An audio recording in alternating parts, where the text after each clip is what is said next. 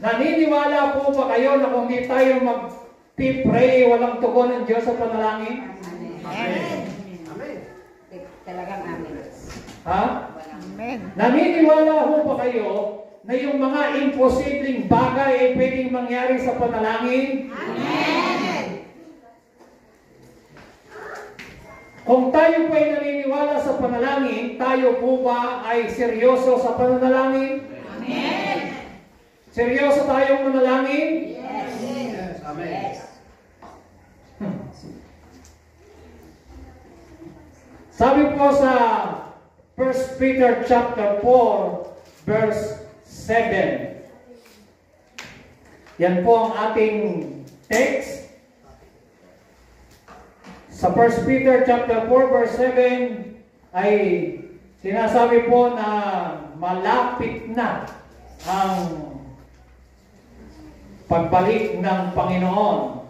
So tayo po ay manalangin ng seryoso at magbantay. Amen. Sa King James po, sa ibang translation, the end of all things is near. Therefore, be alert and of sober mind, so that you may pray. Sa King James translation, the end of all things is near. Therefore, be serious. Be serious. Sabihin niyo po, be serious. Be serious. And watchful in your prayer. Naniniwala po ba kayo na malapit nang dumating ang Panginoon? Amen. Yung iba, di yata naniniwala. Naniniwala po ba kayo na malapit na siyang dumating? Hindi ko sinasabing yung date, hindi ko sinasabi yung oras, pero malapit na, malapit na.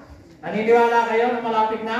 Amen. Bakit? Kasi po, lahat ng mga sign na sinasabi sa Bible ay natutupad na, nangyayari na, at patuloy na nangyayari, especially ang number one sign, kung gusto mong malaman, ay tingnan niyo po ang nangyayari sa Israel. Yes. Amen.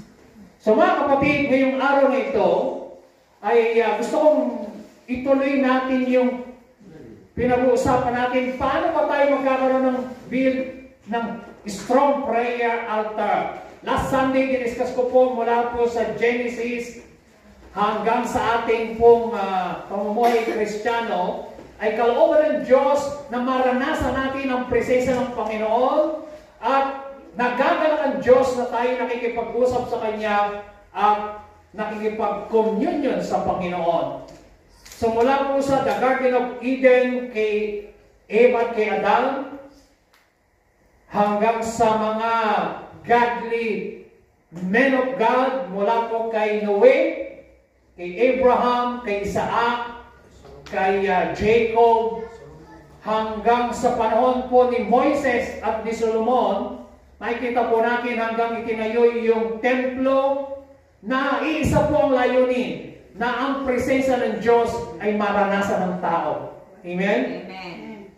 Hanggang sa pagdating ng Panginoon at kung siya po ay napako sa cross, yun po ang last altar na ang Panginoon mismo ang inopera niya ang kanyang sarili upang tayo malayang makapasok sa dakong kabanal-banala ng presensya ng Diyos.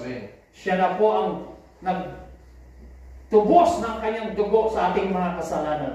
Kaya po, sa number 7, tayo po ay naging templo ng banal na Espiritu nang tinanggap natin ang Espiritu ng Diyos. Amen. So yan po yung pinag-usapan natin last Sunday at nakita po natin the word altar. Sabihin natin altar. Altar. So altar, bakit po ginamit ang altar? Altar, the prayer altar is a place of adoration, pagpupuri, pagsamba.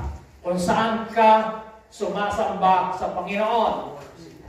Letter L stand for listening.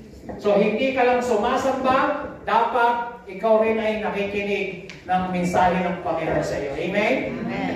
Letter T, ibig sabihin turning point. Dito po tayo nagpapalinis, nagpapakumbaba, lumalapit sa Lord. Kaya nasabi ng 1 John 1:9, if we confess our sin, He is faithful and righteous to forgive us and to cleanse us from all our unrighteousness. So ito po yung nagpapalinis tayo sa Panginoon. And letter A, stand for agreement. Nag-agree tayo sa covenant, sa pangako ng Diyos. Dahil sabi niya, where 2 or 3 gather together in His name, He is in the midst of them. Ano man ang pagkasunduan, pag daw po may 2 or 3 witnesses, where 2 or 3 witnesses, every matter shall be established. So, nag-a-agree tayo sa covenant, sa pangako ng Lord. Our God is a God of covenant. Kaya nga po, Old Covenant and New Covenant. Old Testament, that is, ibig sabihin covenant yon. So, nag-a-agree tayo na ang Diyos ay totoo sa kanyang mga kapangako. So, kaya po, ang ibig sabihin ng altar is a place of adoration, listening, turning, agreement, and revival. So, dito ka makakaranas ng personal revival kapag ikaw ay lumalapit sa Panginoon. Amen? Sa altar ng pananalangin. And letter S, ito po ay spiritual gateway. Pintuan para bumukas ang langit. Kamukha po na na-experience ni Jacob, siya po ay kinausap ng Panginoon. Amen po ba? Amen. Praise God.